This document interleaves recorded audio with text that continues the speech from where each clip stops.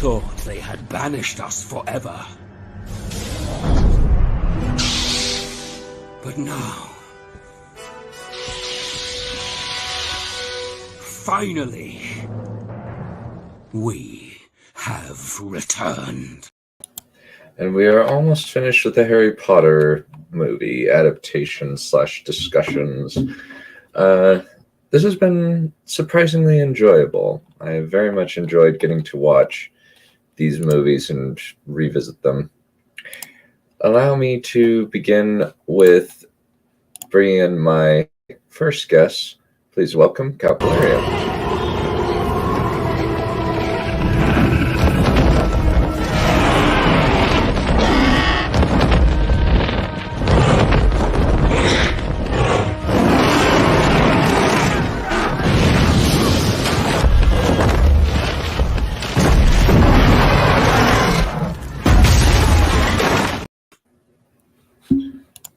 Dracaris, you lot. Hello. So, let's get started chatting about Harry Potter 5. So, ironically, the longest book in the series became the shortest movie in the series, which is interesting. So,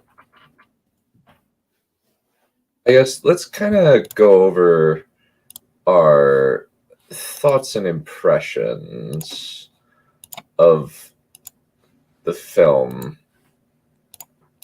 I would say that I like it. It's very, very pacey, which I think is a good idea. And they cut out significant chunks out of the book in order to make the story work. Like Tonks, the Order rescuing Harry is significantly abbreviated.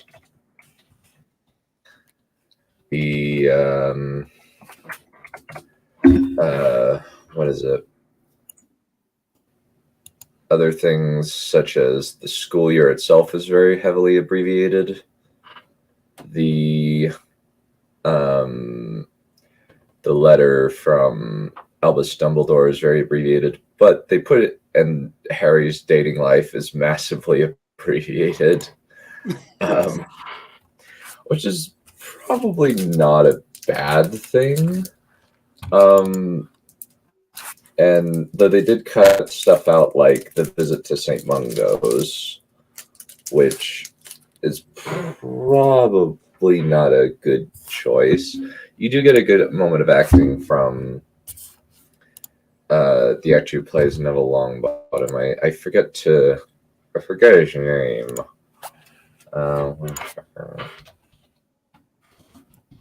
Fred Flintstone.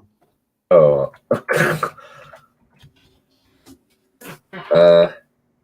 Matthew Lewis. Oh wow, he's only 6 years older than I am. What? That's So how really. Matthew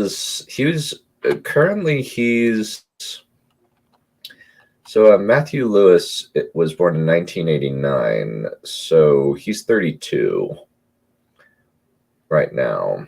So when the film came out in, would it have been, anyway, it would have been like the first, maybe the beginning of the second decade of the century. Mm-hmm. So he would have been probably in his teens, probably not much older than the actual character. No, very unlikely not. Very likely not. Yeah. Not bad. Yeah. So the odd thing is, my impression is this is my impression anyway. The odd thing is how much of the story they managed to keep in despite zipping through it. There's not actually very much that's left out, I don't think. Yeah, you can understand the plot fairly well without since a lot of it is keep it streamlining Umbridge's the training sequences and Umbridge's psychotic nature. Yeah. And incidentally, it's interesting because the actress who plays Umbridge does not look like her book equivalent, particularly. But I don't know if you could make someone look exactly like Umbridge from the book. Yeah. So, especially with the what is it, the drawings. The illustrations by Mary Graham Prey. When Brightness comes on, we'll have to ask her about the British illustration. I think they're probably the same, since I don't think that they would do that. I don't know. Change it. I don't know. It says she illustrates the American ones in the books at the end of the books. That's what it says. It doesn't say she does the illustrations. It doesn't say she illustrates the way they phrase it is she illustrates the American edition. So I wonder, it'd be kind of weird. Why would they have a different illustrator? But we can ask her if it's the same person. She definitely lives in the U.S. She lives in Florida. Well, she did at the time when the book was published, anyway. Mm. Yeah, I don't know. I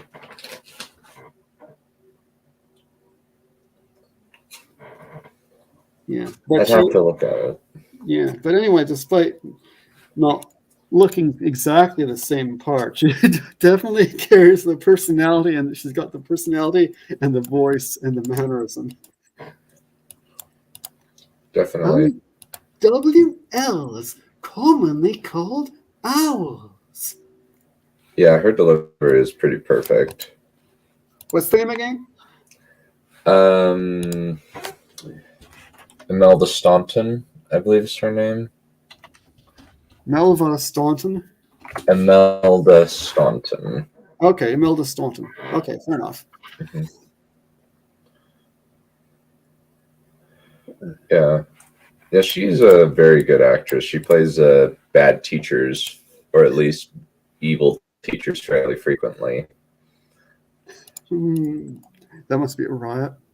Mm-hmm. Other thing, I think that Gary Oldman really gets to sink his meat into a very good role with Sirius Black in this one, where he gets to do a lot of really good acting, in order to kind of can make you really like Sirius Black. Right before he perishes. Yeah, I mean, Sirius doesn't get to do an awful lot in book four. I don't know. I don't remember that he's much in the film either. Book 3 obviously turns up, but it's kind of like the climax of the book is when they find out he's not a bad guy. So for most of the book, he's not there. Likewise for the film, most of the film he wouldn't be there either. Mm-hmm. So this is his chance. Mm-hmm.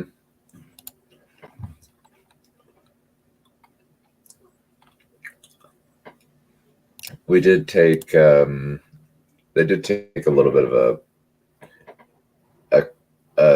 kind of made it a little bit of an annoying mistake where they cut out some of his best scenes from Harry Potter 4, where he's forced to shake hands with Snape and make peace, at least temporarily. Yeah. Did they have the bit where Snape shows in the film? Did they have the bit where Snape shows his Death Eater mark to the Minister of Magic? No. No, that's a pity. Yeah, they pretty much cut everything out. in regards to Barty Crouch and the Minister.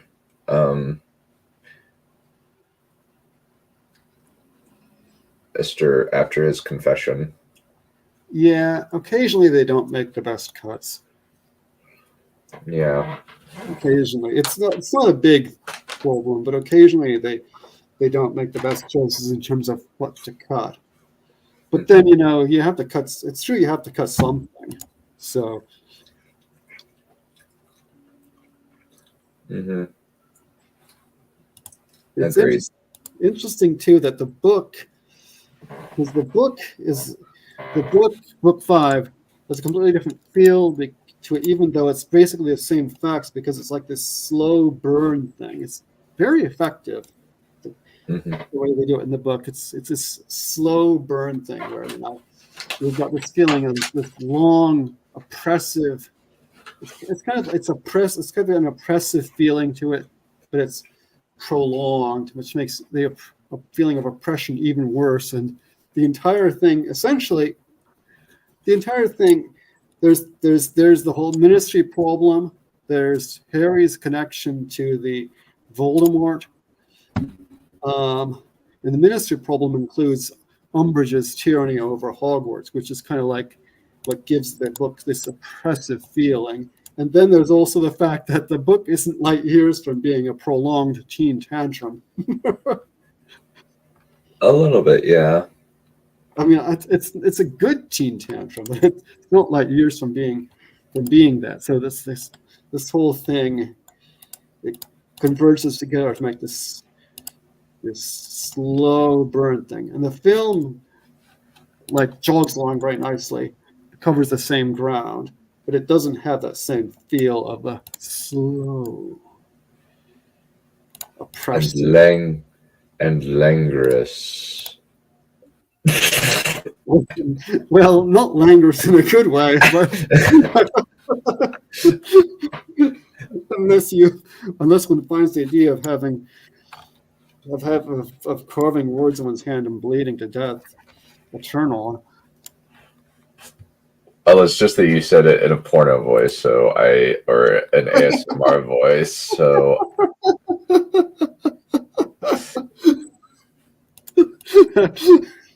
So my slow voice sounds like a porno voice. Yes, it does. Oh no! Oh no! Yeah. But it is a neat thing that I still think that's kind of amazing that they managed to get every single major plot beat from the book, like the conflict with Umbridge, a lot of the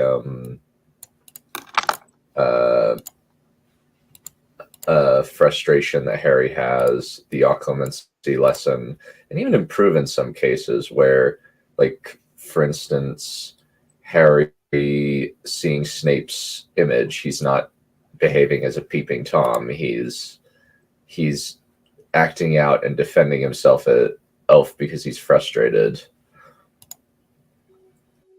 What was that again? I'm sorry. You remember in the scene where Harry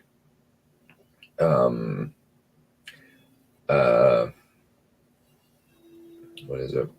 Harry sees Snape's worst memory. Yes. In the book, as far as I recall, Harry is just next to the pensieve and just sticks his head in it. And just doesn't just looks into it and sees Snape's worst memory in there. Right. And in the book, Snape pulls him out and just lambasts him, and because he hates him and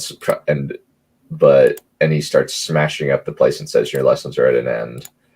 But in the movie, Alan Rickman just has this cold, old, unfeeling cold rage that just works so much better. And I personally much prefer that to the tantrum that Snape throws in the book. But it's still clear that he is super angry, but he's really coldly angry as opposed to angry in a heated fashion. Yeah, it seems that both Snape and Harry are, I don't want to say not laid back. That's not the word I want. They're more understated than they are in the book. A lot of things are more understated in the films. Mm-hmm. Which is sort of an interesting way of doing it. Mm-hmm. I think it's honestly much more preferable. It's a little bit more impactful. I think it's harder for people to get involved in, say, high emotionality stuff. Yeah, I mean it's fine in the book, but if you seeing it on screen, I don't know if seeing Snape start yelling and stuff and screaming and shoving Harry around. I don't know how that would work. Mm-hmm. I mean, I suppose you could do it. You could, but there's just something about a guy just grabbing a hold of his collar and saying in a very, very monotone, low voice, "Get out." Yeah. That's a lot scarier. Yeah.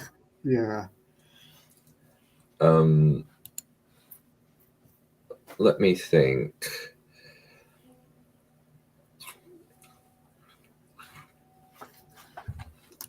Other things of note.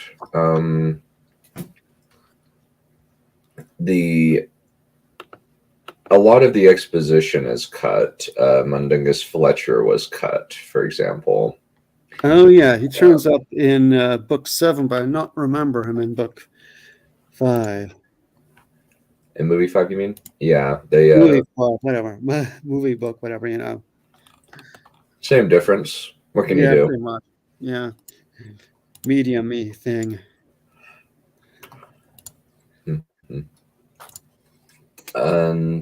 Ballet. Other things. Let me think. I'm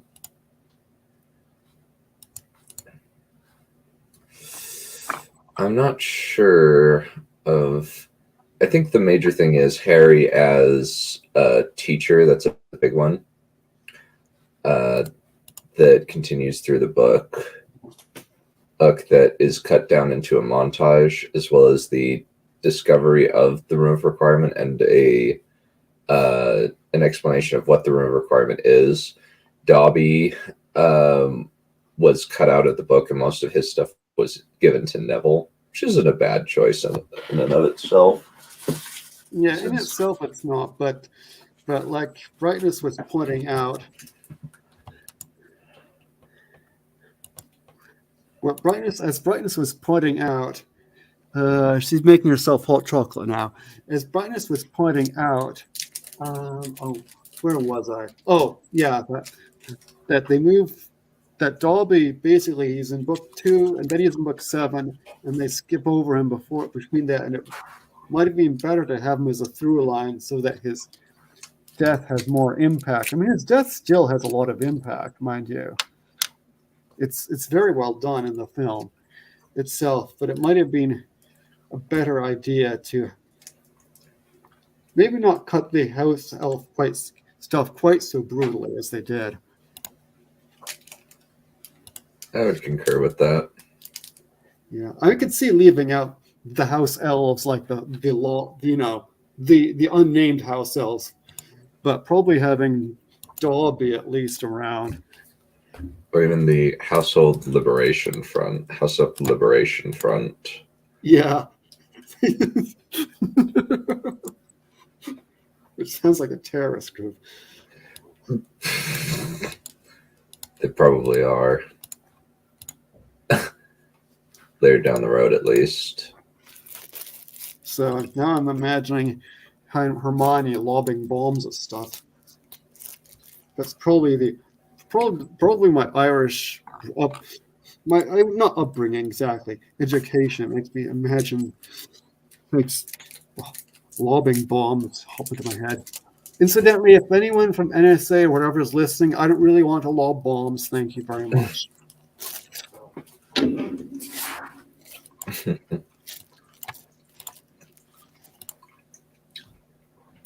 Don't worry, we believe you. That's good to know. I should have known you were an agent of the national security industrial military complex. Hey, what can I say? I'm obvious. Okay.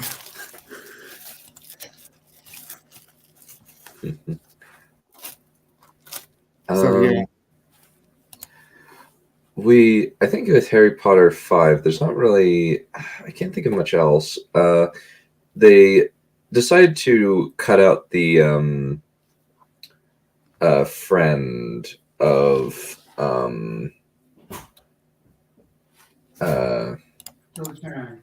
Cho Chang and just make it Cho herself. Ah, excellent. We have a friend. The local barmaid. Oh. Not Cho Chang's friend, I hope. No, definitely not. Let me see.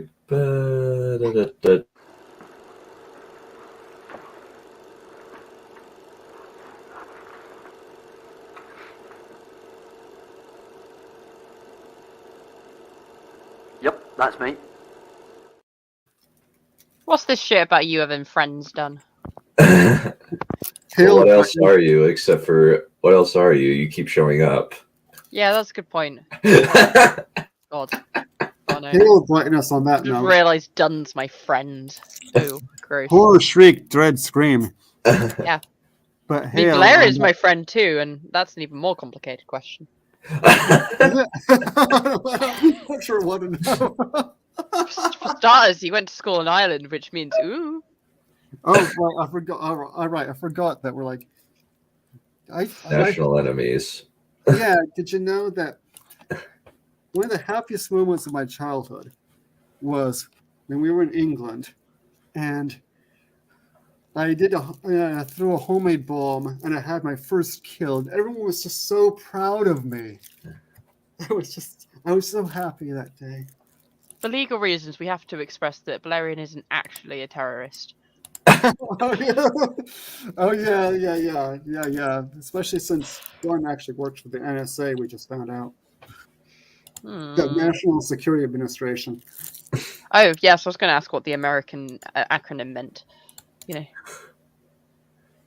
the only acronym I know is the IRA. Yeah, that's because she's dating a tax man. Yeah, I meant IRA as in the Irish Republican Army, but there we go. Yeah. It's the IRS. Sorry, I keep forgetting. I keep too many I acronyms. Well, I actually had a weird experience coming back. Well, actually, long after I came back to the U.S., hearing about IRAs, like individual retirement accounts. I actually have an IRA, and I'm like, this is kind of weird, because to me, IRA was, the Irish Republican Army. And turns out, actually, Valerian, you thought you were getting a retirement account.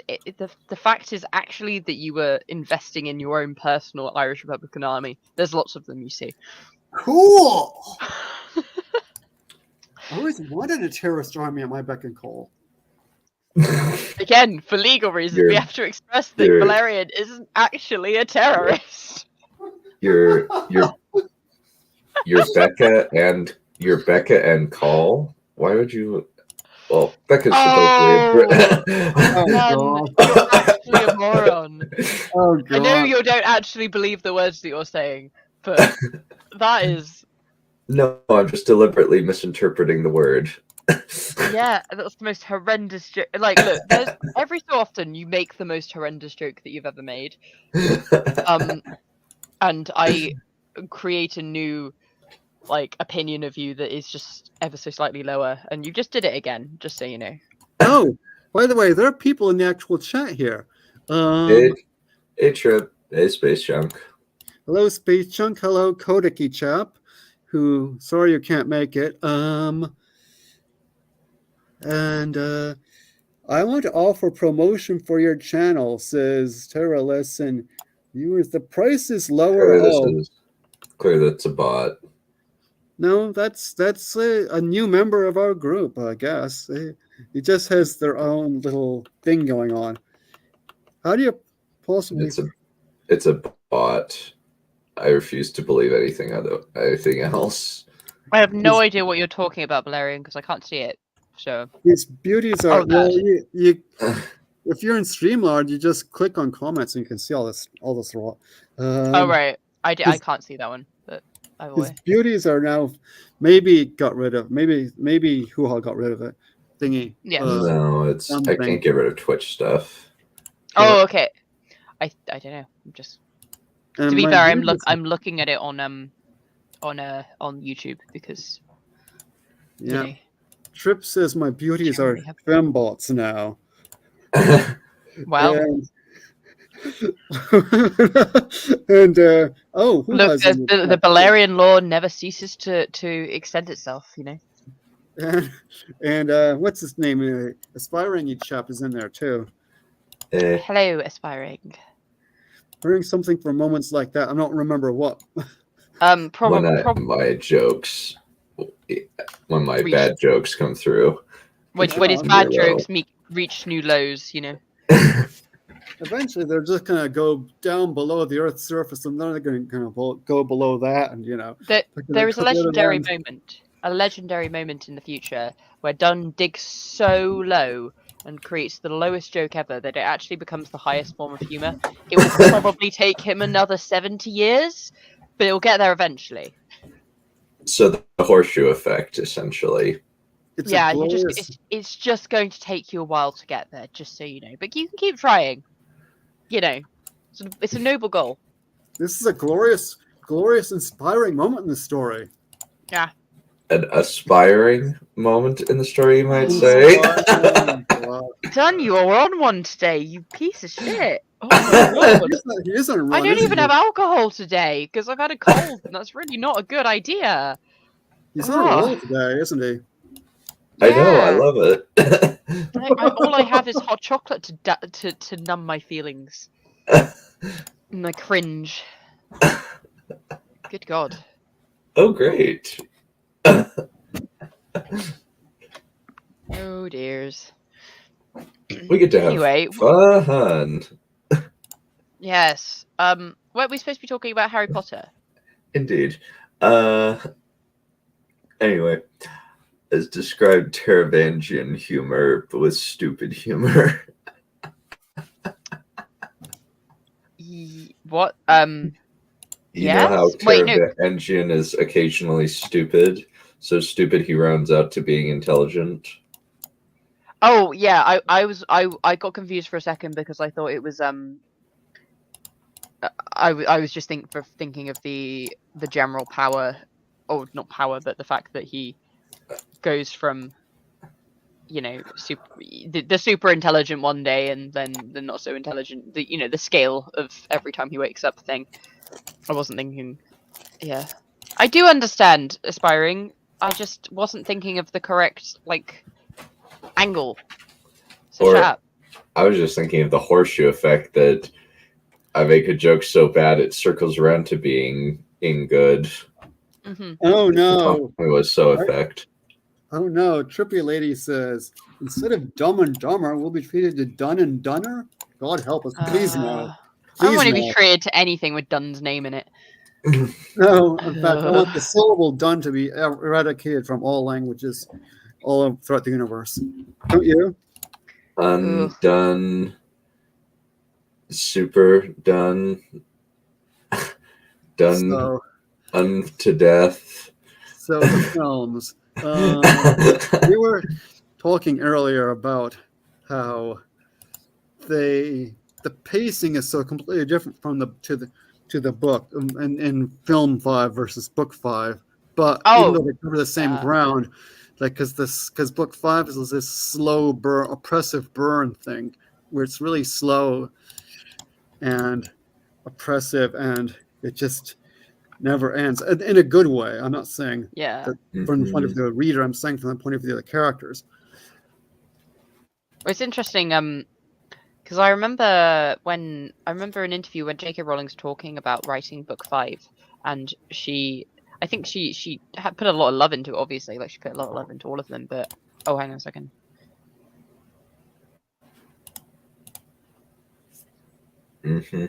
Sorry, what was that?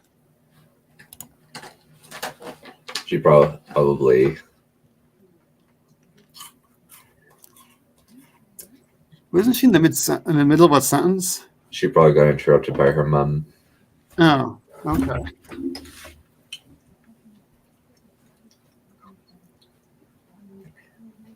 Yeah, other little things. I do think. Let me see. I can't really. Let me see. There's a lot of interesting stuff with, in terms of what they cut. For instance, they cut a lot of the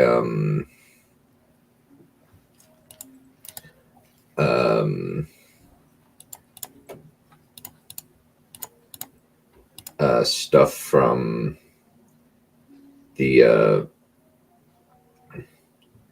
the books in terms of just kind of a lot of fluff. Cut a few characters. Percy's plot has been completely excised. Yeah. Yeah, unfortunately they cut him out of book 7 to film 8. It's easy to confuse. Yeah, totally understandable.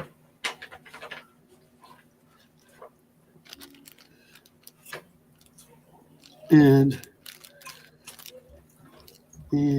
let's see what else is there. They turn all they got rid of Firenze. Yeah, they got rid of the centaur thing where all the girls are seeing the combination of what they like: muscular man and horse. Interesting. Sorry, my brother knocked on my door to tell me about his relationship drama. So yeah, I had to listen to that. Anyway, Oh, that must have been a riot. But yeah, they got rid of the centaur the girls can like. I bet they wrote gloves. It's disgusting fanfic about him too. Like Firenze and Pansy Parkinson, Well, anyway. Yeah, I ship Firenze and Winky. What the fuck is wrong with you? Anyway, but okay, more on topic. Sort of a weird name. It's like Firenze is just the Italian for Florence, the city. So it's sort of weird to have the centaur being named that. But anyway, hey. I think possibly because it's a word from the Mediterranean world. So it's like a centaur is from Mediterranean mythology, specifically Greek, obviously, but it doesn't feel completely weird to kind of have a word from that world. I know it's a bit random as a name to call them, but I don't know. Yeah, that would be my guess, because it's just, yeah. Yeah, I mean, occasionally this will happen. Like in the Left Behind books, the Antichrist is Romanian, and his name is Nicolae Carpathia. So his last name is this mountain range. It's just kind of stupid. But anyway, I mean, hey, the Antichrist in Good Omens is called Adam, but that makes more sense. I mean, it's played off as a little bit of a joke because the Antichrist was supposed to be called Damien, but they got the babies mixed up. Oh, okay. Fair enough.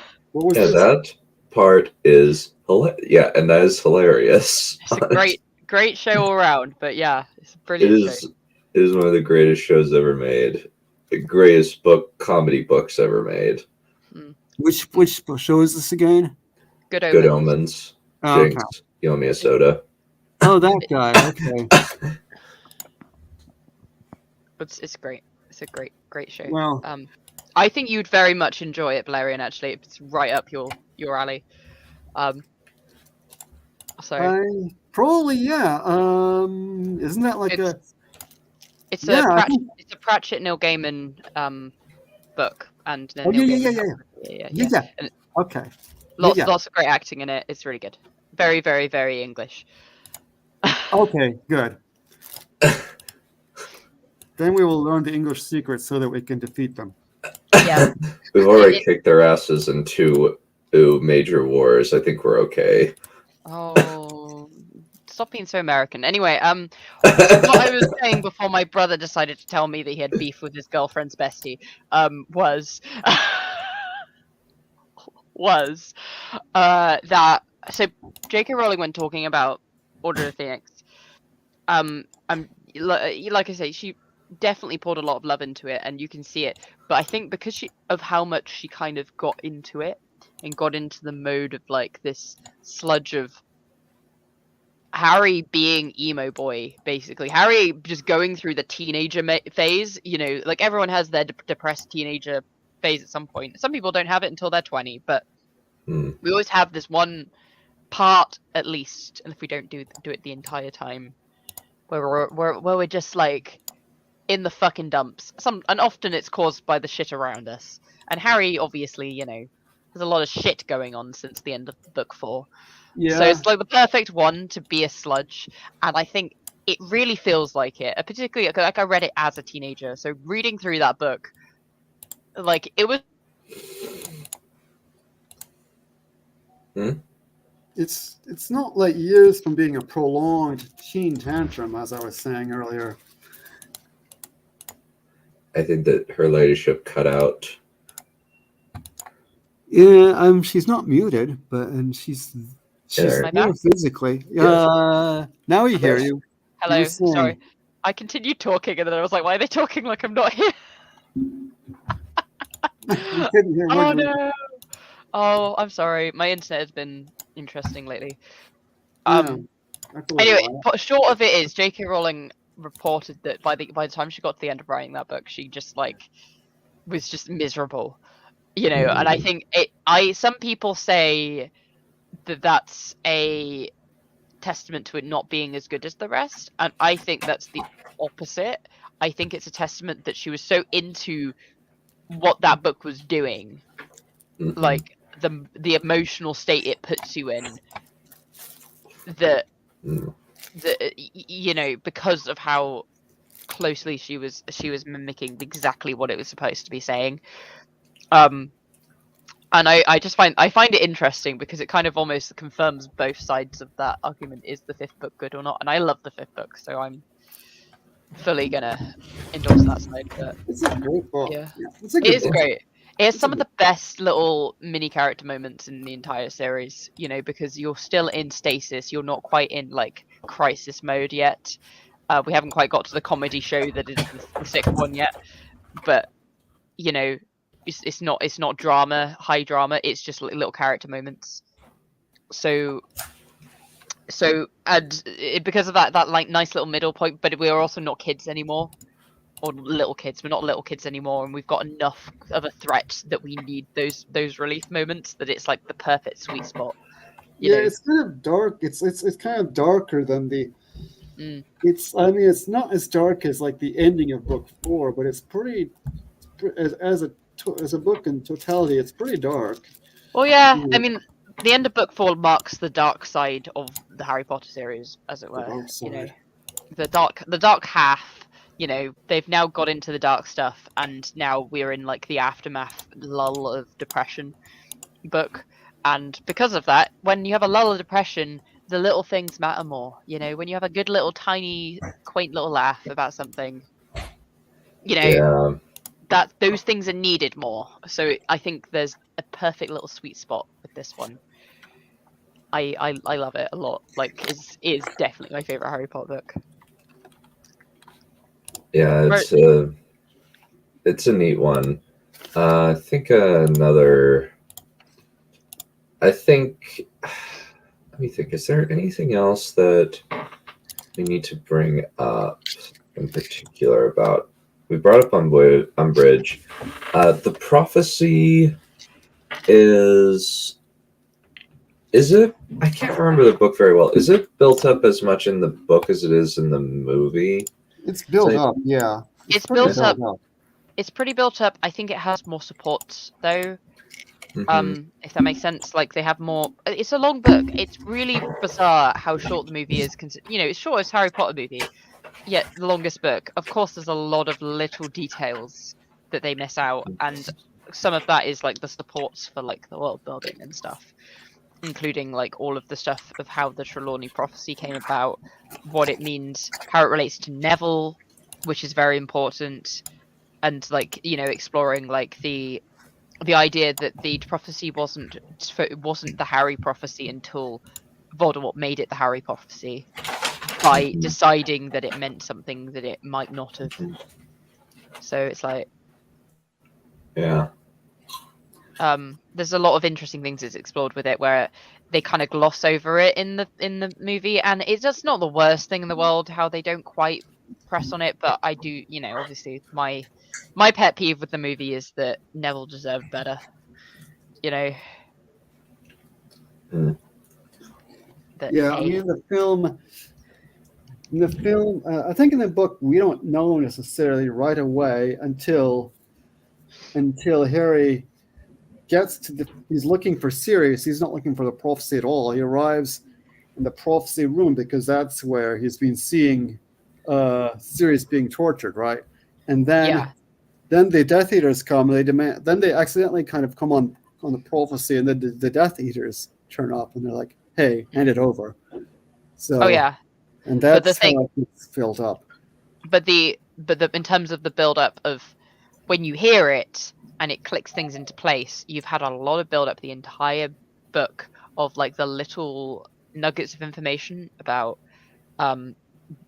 what the build up to the killing of Harry's parents was like, where they, you know, because it's called the Order of the Phoenix. It's about the resurgence of the Order of the Phoenix. So we learn about the old Order of the Phoenix and what Harry's parents' place in it was, and what Frank and Alice Longbottom's place was in it. And so we learn these little bits and bobs about the past, about these other characters, what their place was in the previous war, what happened to them. We get the St. Mungo scene.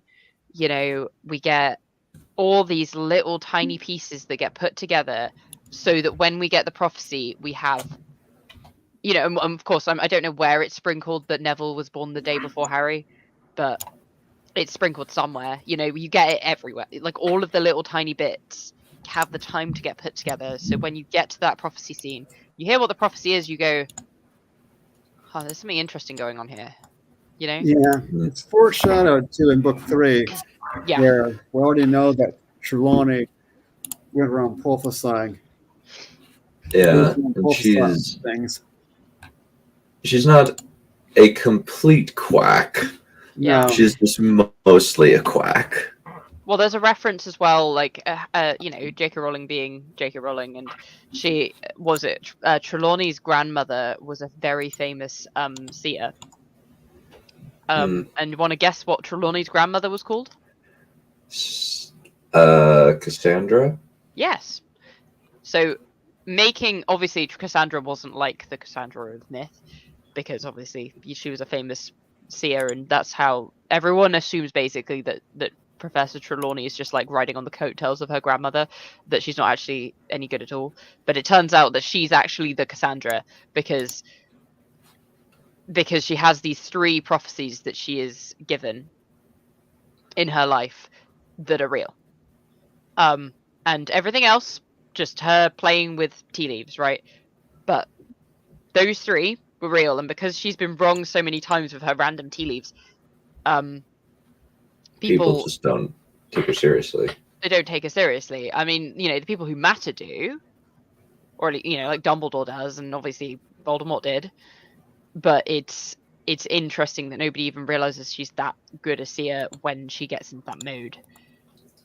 There's a lot of interesting things about her character in that sense, But yeah, like one of those prophecies, by the way, is the prophecy that she gives in the third book when Harry's like, "What the fuck are you doing, lady, to me? What the fuck?" But yeah, I can't remember what the other one is. Like there's obviously the Harry one, but I can't remember what the third one is. But there is three, I'm pretty sure. See what? I thought it was just 2. I'm sure the number was 3. 3 what? 3 prophecies that. Yes. There was one about the servant shall escape and find his master. Oh, that was the one I was referring to. The one that she gives in the third movie or the third book, and then you have the one with Harry, the Voldemort one. But I'm sure there's a third one. I don't know whether it's book relevant, but I just remember the number being 3. I might be completely wrong. I can't remember because I'm sure there was one that she'd done previously that was real. Well, let's see. We could check on Google and see what happens. We could find out. That's probably a good idea. Oh, it's interesting. She might have been in the Slug Club because of her ancestry. Yeah, that makes sense.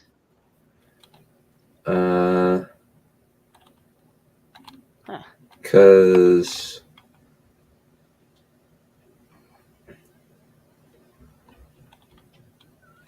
let me see.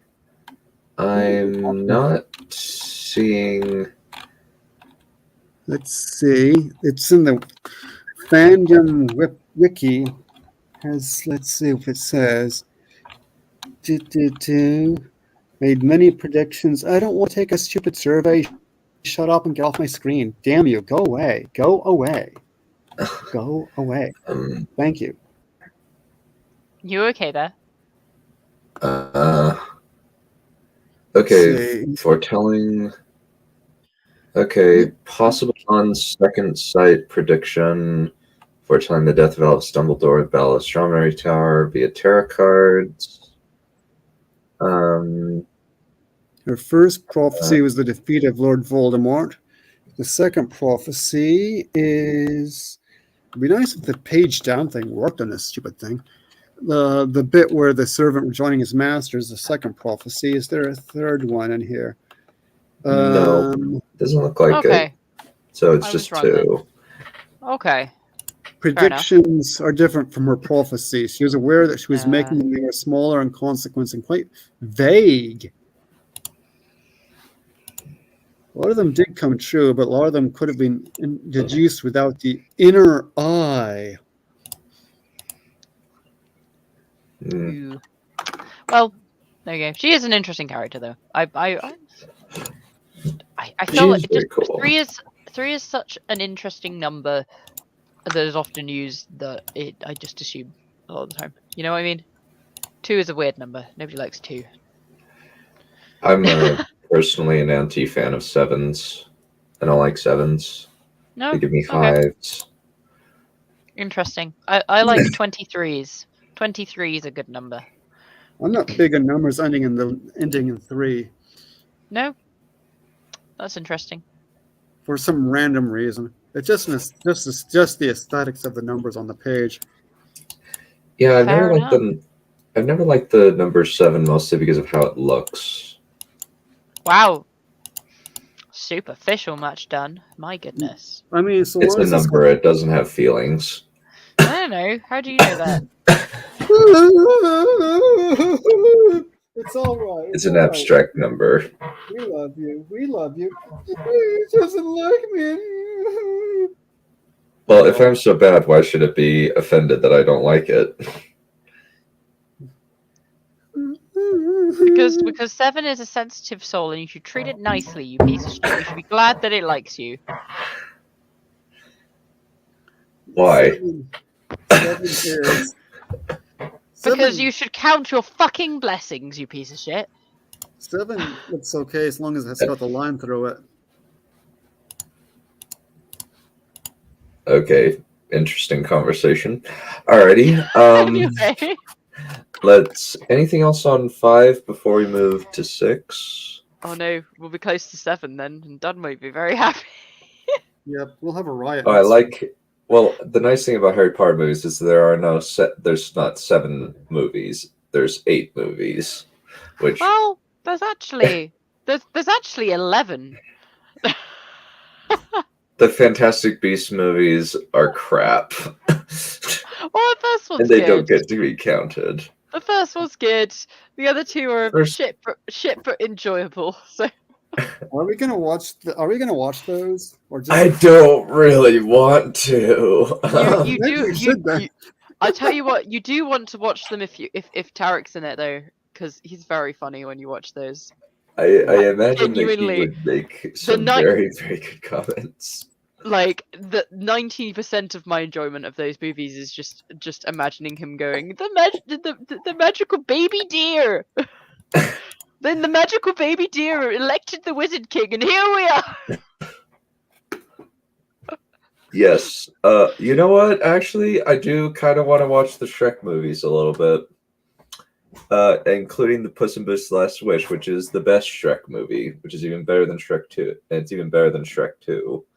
I will be prepared to do a deal that we watch those in exchange for making you watch the Fantastic Beasts movies. But the Shrek movies are good movies, except for kind of 3. 3's Well, kind of trash. there we go. We have a good exchange there. One of them is shit, rest are good according to you. Exchange with Fantastic Beasts movies where one is good, rest is shit. Ta-da! That doesn't Unbelievable. seem Yeah. commensurate, but I guess I have made you watch multiple bad movies. Yeah, come on, dude. Come on. Why do we stick around? Suffer. And remind you of Max Magician and the Legend of the Rings. Oh, just Max shut the fuck Magician up. is Look, great. for that one instance alone, you deserve to watch all of the Fantastic Beasts movies without complaint. So, Max Magician is brilliant. Indeed, it's amazing. It is such fantastically crafted garbage. It's like a Michelangelo made out of dog feces. oh That's a little harsh. dear. I hate Well, you. Why? Oh, Puss in Boots: The Last Wish, definitely better than any of the Harry Potter films. There's way more creativity in Puss in Boots than there is in the Harry Potter movies, and the plot, the villain is actually significantly cooler. Definitely. So basically, there's an embroidery chest. There's all that stuff. There's the things we were talking about earlier with the Renaissance. There's what else? Indiana Jones. We've got all that stuff. we got Shrek. I mean, maybe we should do Fantastic Beasts first, just because we've been doing Harry Potter all this time. It's in theme. You might actually get Tarek to show his fucking face. You know, we're all good. Maybe. Maybe. Maybe. You know. I don't want to. I know you really- don't want to, but good God, sometimes we have to do things we don't want to do. Done. I don't have to watch those movies. Oh, cop trip. Make him watch the movies. Tell him to stop being a You- baby. I have seen 2. I refuse to watch 3 because 3 was Three is Even- three is more bizarre than 2, but far less bad. Like, it's not good, but it's just like a what the fuck movie. It's broken, Hmm. but it's like it's not like a headache inducing shit, right? Which is what the second one is. The third one is very much enjoyable. There's some fun characters, shit be randomly happening, there's some really stupid stuff, but it's fun. It's fine. It's like, you know what? They don't hate us. They're just stupid.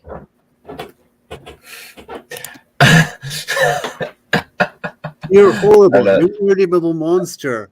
Becca. Oh, what took you so long? Duh.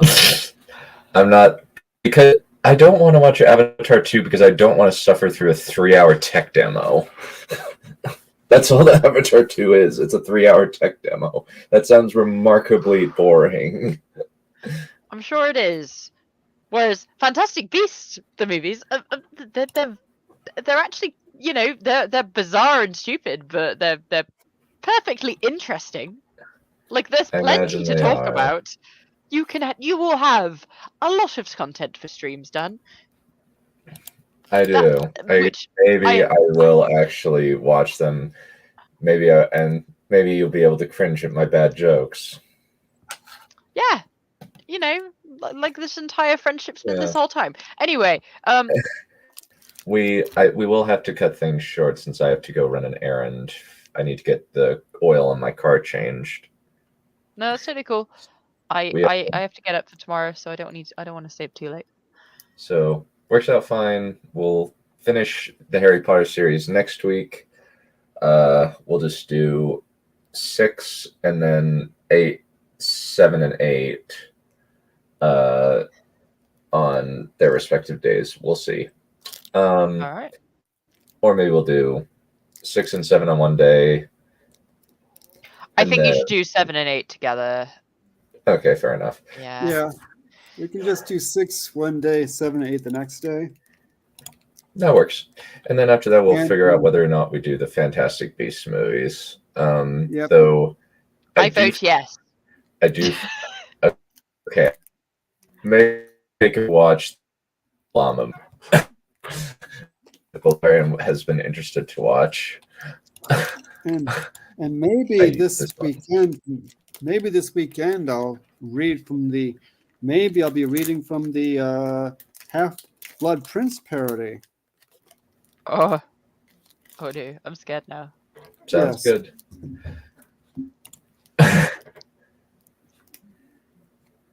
Well, And we know, yes, because it's a boring tech demo. I was like, I know exactly what happens in Avatar too, and it's the same freaking movie. It's just the same freaking movie. I'm already going to watch Better Call Saul season 6 because I actually have confidence that's going to be good. All right. Because nothing that Vince Gilligan has ever made is bad by all accounts. yeah, you're not helping Raptor because, like, I'm trying to convince him to watch Fantastic Beasts. You dimwit. We didn't watch Fantastic Beasts. I have only watched Fantastic Beasts, each of the Fantastic Beasts once. Once the first one at home with family, second one in theaters, actively refused to watch the third one. The third one's funny. So Oh, I imagine it is. Really? I just said, And I'm the not baby watching deer it. is genuinely cute. Oh, I the baby imagine it deer. is. We need to watch it. We definitely need to watch it with a cute baby deer. The cute baby deer. No, God! No, God, please, no! No! No! No!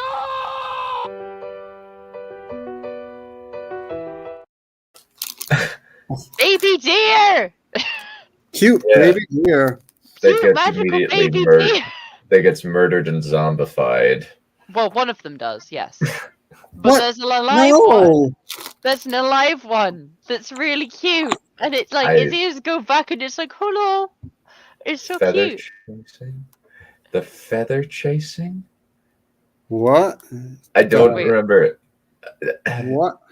I don't think. I think we have talked about it.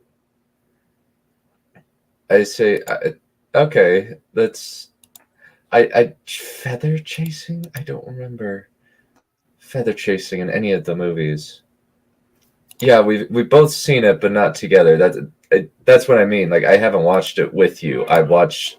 We watched it separately. And I guess I could, because I would be happy to complain volubly about how bad Crimes of Grindelwald is. Well, there we go. Watch the movies, then complain about it. Why are you complaining about shit? That's what your fucking channel is. I mean, Don't this make whole me channel sick. is- Don't make me sick the ick the sausages on you. Oh Nick, no, Nick, no, this don't channel- do that. This That's channel quite is scary, basically actually. one. This channel is basically one big screaming Ray. Ugh. I feel like I've been assaulted. So essentially what you're saying is the sausage is a dire threat. Ugh. Don't do that. That's not fun. Ugh. Yeah, let's stick to fun bad stuff. Yeah, maybe I'll- like maybe I'll- Fantastic Beasts. Yeah, maybe I'll get Trip to maybe I'll get Trip to watch Freddy Got Fingered one of these days. Don't do that to the poor lady. Like, don't do that. Why would you do that? What's wrong with you? Multiple I think things. I see a photo God. coming Ugh. in the future. Thank you, aspiring. Thank you, aspiring. Voice of reason.